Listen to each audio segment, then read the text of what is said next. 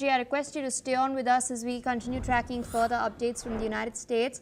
We're now learning that Jimmy Kimmel, the American television host and comedian, has returned to ABC last night and delivered a lengthy monologue addressing a range of issues. Kimmel started the show by paying tribute to Charlie Kirk's widow Erika and praised her for forgiving her husband's killer. Listen in. I don't think the murderer who shot Charlie Kirk represents anyone. This was a sick person who believed violence was a solution, and it isn't. Ever. This on Sunday, Erika Kirk forgave the man who shot her husband. She forgave him. That is an example we should follow. If you believe in the teachings of Jesus, as I do, there it was. That's it.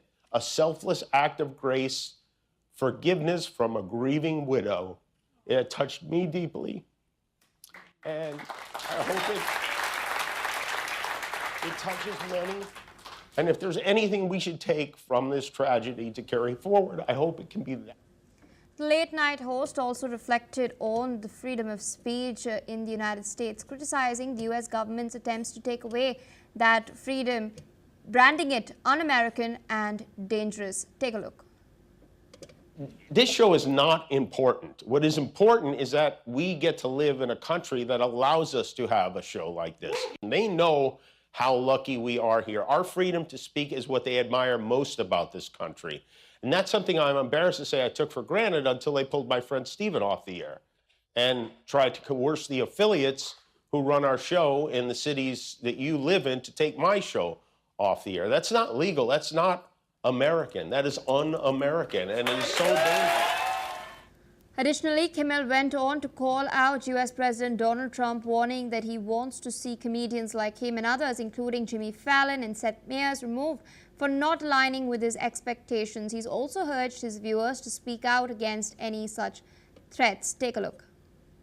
The President of the United States made it very clear he wants to see me and the hundreds of people who work here fired from our jobs. Our leader celebrates Americans losing their livelihoods because he can't take a joke.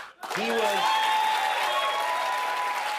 somehow able to squeeze Colbert out of CBS. Then he turned his sights on me, and now he's openly rooting for NBC to fire Jimmy Fallon and Seth Meyers and the hundreds of Americans who work for their shows who don't make millions of dollars. And I hope that if that happens, or if there's even any hint of that happening, you will be 10 times as loud as you were this week. We have to speak out against it.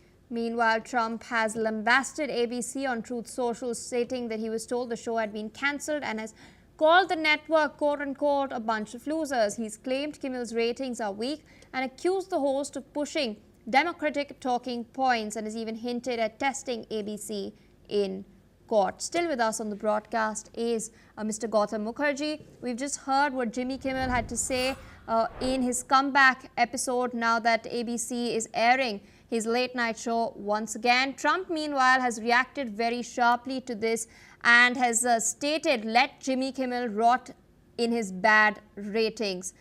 This is very interesting. Trump has also stated that he's likely to go to court. Do you think Donald Trump will go ahead and sue him and the network? Well, he might, because he is very egoistic and he can't take criticism. I think Jimmy Kimmel is absolutely right on that. That the show has been restored its full marks to ABC and the people behind the network who have shown courage and let this man who is not a Trump fan have his say. Because, if you're going to turn everybody into a Trump fan, that's going to be difficult because he's a very controversial figure. He does strange things on a daily basis. He takes offense with all kinds of people, and he is pretty vengeful.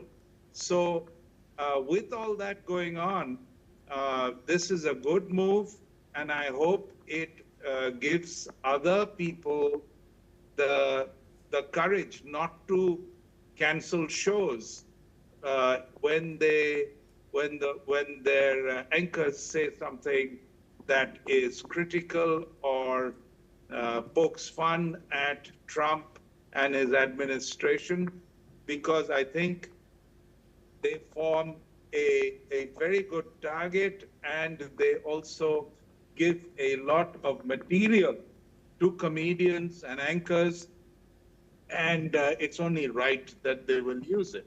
In India, by way of contrast, we have constant criticism, very vituperative and sometimes completely unparliamentary criticism of the prime minister in particular. And he just lets it roll off his back.